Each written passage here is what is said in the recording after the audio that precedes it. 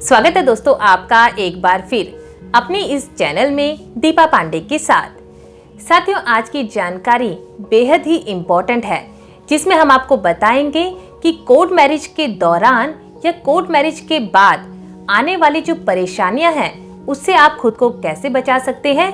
ऐसे कौन कौन से उपाय हैं, ऐसे कौन कौन सी बातें हैं जिनका ध्यान रखकर आप खुद को ऐसी परेशानियों से बचा सकते हैं। तो जानकारी इम्पोर्टेंट है, इसे अंत तक जरूर सुनिएगा। तो साथियों, जैसा कि आप लोग जानते हैं कि कोर्ट मैरिज करने के लिए या मैरिज करने के लिए भारत में जो लड़कियों की कानूनन उम्र है वो लड़की 18 प्लस होनी चाहिए और लड़का होना चाहिए 21 प्लस। ऐसे में अगर आप किसी नाबालिग लड़की से शादी करने की सोच रहे हैं या कर चुके हैं तो ऐसी बात आपको परेशानियों में डाल सकती है, क्योंकि हम आपको बता दें कि अगर लड़की 18 से कम है तो वो मानी जाती है नाबालिग। और ऐसे में अगर कोई व्यक्ति नाबालिग लड़की से शादी करता है या उसे घर से लेकर जाता है तो उसके ऊपर संगीन मामले के तहत एफआईआर दर्ज होती है, पॉक्सो के तहत, और चाइल्ड मैरिज एक्ट भी उसके ऊपर लगता है, जिसके तहत लड़के के साथ साथ वो जो उसका पूरा परिवार है वो परेशानियों में फंस जाता है। और इसके अलावा अगर लड़का घर से भाग भी जाए, पुलिस की पकड़ में ना भी आए, तो उनके घर वालों को परेशान होना पड़ता है, इवन घर की कुर्की तक हो जाती है। तो आपको हमेशा ध्यान रखना है कि सबसे पहले अगर आप किसी भी लड़की से मैरिज करने की सोच रहे हैं तो ये ध्यान दें कि लड़की नाबालिग नहीं होनी चाहिए। उनके डॉक्यूमेंट को अच्छे से वेरीफाई करें, लड़की की मार्कशीट या उसकी स्कूल के कोई भी टीसी या एलसी को चेक करें, उसका जन्म प्रमाण पत्र चेक करें, अच्छे से कंफर्म कर ले लड़की नाबालिग ना हो, क्योंकि नाबालिग लड़की खुद के ऊपर कोई अधिकार नहीं रखती है। उसके जो गार्जियन होते हैं वो उसके माता पिता होते हैं, जो उसके बिहाफ में अधिकार रखते हैं उसका फैसला लेने का। तो ऐसे में अगर लड़की आपके पक्ष में भी बयान देती है तो वो भी मान्य नहीं होता है। तो चाहे लड़की आपके साथ ही क्यों ना हो, लड़की नाबालिग है तो आप परेशानी में जरूर फंसेंगे। तो हमेशा पहले कंफर्म करें, लड़की नाबालिग नहीं होनी चाहिए। अगर लड़की के पास प्रॉपर डॉक्यूमेंट्स हैं, और डॉक्यूमेंट्स फर्जी नहीं होने चाहिए, इस बात का ध्यान देना, डॉक्यूमेंट प्रॉपर लीगल होने चाहिए, तभी वो मान्य होंगे। तो सबसे पहली बात जिसका आपको ध्यान देना है कि लड़का और लड़की की उम्र कानूनन पूरी होनी चाहिए। स्पेशली जो लड़की है वो 18 प्लस होनी चाहिए, जिसके पक्के प्रमाण लड़की के पास होने चाहिए, जो उसके बर्थ को प्रूव करते हो, उसके जन्म के प्रमाण पत्र हो।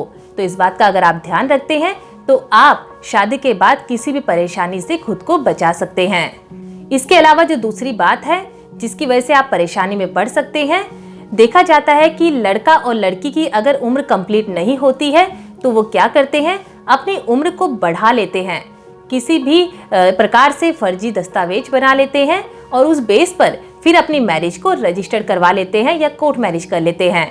तो ऐसे में हम आपको बता दें कि जब भी एफआईआर आपके खिलाफ दर्ज होगी, मामले की पूछताछ होगी, वहां अगर ये क्लियर हो जाता है कि आपने जो दस्तावेज कोर्ट में जमा किए थे वो फर्जी थे, तो ये भी आपको एक कानूनन परेशानी में डाल सकते हैं। इस बात का ध्यान दीजिएगा कि सबसे पहले आपकी उम्र पूरी होनी चाहिए और उम्र से जो जुड़े हैं वो पक्के दस्तावेज आपके पास होने चाहिए। दस्तावेज फर्जी नहीं होने चाहिए। अगर फर्जी है तो आप परेशानी में जरूर फंसेंगे। इसके अलावा जो तीसरी बात है जिसका ध्यान आपको रखना है वो ये है कि लड़का और लड़की के ऊपर शादी करने के लिए किसी भी प्रकार का दबाव नहीं होना चाहिए। शादी जो होती है वो फ्री कंसेंट से होगी, तभी वो मान्य होगी। अगर लड़का किसी भी प्रकार से लड़की को ब्लैकमेल करके, चाहे वो कोई भी कारण हो पीछे, ब्लैकमेल करके या दबाव बना के अपने आप को मारने का या उसको मारने का, परिवार को नुकसान पहुंचाने का दबाव बना के उसको लाकर उससे कोर्ट मैरिज करता है, तो इस प्रकार से भी अगर ये प्रूव हो जाता है कि लड़के ने लड़की के ऊपर या लड़की ने लड़के के ऊपर किसी भी प्रकार से दबाव बनाया था, तो ऐसे में वो मैरिज कैंसिल होने के चांसेस बढ़ जाते हैं। मैरिज खत्म हो सकती है अगर किसी भी प्रकार का दबाव उसके ऊपर पाया जाता है। इसके अलावा साथियों, आपको इस बात का भी ध्यान देना है कि जब भी आप मैरिज करते हैं तो आपके जो मैरिज के रिचुअल्स हैं वो अच्छे से परफॉर्म हो। अगर आप दोनों हिंदू हैं तो आप 7 फेरों के साथ प्रॉपर पंडित के द्वारा मंत्रोच्चारण से अपनी शादी परफॉर्म करें। अगर आप मुसलमान हैं, क्रिश्चियन हैं, तो आप अच्छे से अपना निकाह पढ़वाएं। तो अगर आप इस तरीके से रिचुअल्स को परफॉर्म करके मैरिज करके फिर उसे रजिस्टर करवाते हैं तो इसमें आपको अपने आप को परेशानियों से बचाते तो हैं ही, साथ में शादी को खत्म करने वाली जो भी आपके लूपहोल्स होते हैं आप उसे भी खत्म करते हैं और आपकी शादी अच्छे तरीके से पक्की मानी जाती है कानूनन। तो साथियों, ये तो वो बेसिक बातें हैं जिनका आपको ध्यान रखना है शादी के दौरान। अब उसके बाद जब आप अपनी शादी परफॉर्म कर लेते हैं और उसे रजिस्टर भी करवा लेते हैं, उसके बाद जो आपकी ड्यूटीज बनती है वो सबसे पहली ड्यूटी आपकी रहती है कि आप इसकी सूचना लड़की के माता पिता और लड़के के माता पिता यानी दोनों के माता पिता को इसकी सूचना व्हाट्सएप के द्वारा अपने सर्टिफिकेट भेजकर, अपनी फोटोग्राफ्स भेजकर कर सकते हैं। यानी आपके माता पिता को पता होना चाहिए कि आपने अपनी मैरिज को परफॉर्म कर लिया है, उसे अच्छे से रजिस्टर करवा लिया है, जिनके प्रूफ उनके पास होने चाहिए ताकि अगर पुलिस पूछताछ के लिए आती है वो उन प्रूफ्स को दिखा सके। इसके अलावा आपको जरूरत होती है एसपी या फिर लोकल थाने में एसएचओ को लेटर भिजवाने की, जो लड़की भिजवाती है। अगर आपको किसी भी प्रकार का जान का खतरा लगता है या फिर आपको लगता है कि आपके खिलाफ झूठी एफआईआर हो चुकी है या होने वाली है, तो आपकी जिम्मेदारी बनती है कि आप अपनी मैरिज की सूचना जो कंसर्न थाना है उनको जरूर भेजें स्पीड पोस्ट के द्वारा। जो रजिस्टर्ड स्पीड पोस्ट होती है या मेल होती है, आप उसके द्वारा अपने सारे डॉक्यूमेंट सहित अपनी सूचना एक लेटर के साथ वहां पे भेज सकते हैं, जिसकी रसीद आपको संभाल कर रखनी होती है। और इसके अलावा साथियों, जो तीसरी बात है कि अगर आपको इसके बाद भी किसी भी प्रकार से जान का खतरा लगता है, इंटीमेशन भेजने के बाद भी पुलिस आपकी मदद नहीं करती है, तो ऐसे में जो वकील होता है वो आपकी यहाँ मदद करता है। वो कोर्ट से, हाई कोर्ट से या डिस्ट्रिक्ट कोर्ट से आपको इस बारे में सुरक्षा दिलाता है।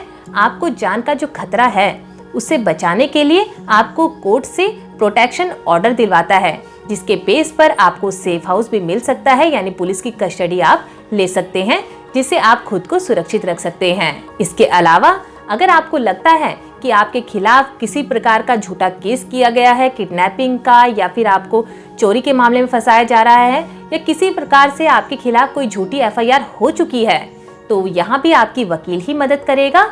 वो क्या करेंगे कि हाई कोर्ट से आपको सीआरपीसी की धारा 482 के तहत आपकी एफआईआर को खत्म करवाने के लिए क्वैशिंग ऑफ एफआईआर के लिए अप्लाई करेंगे।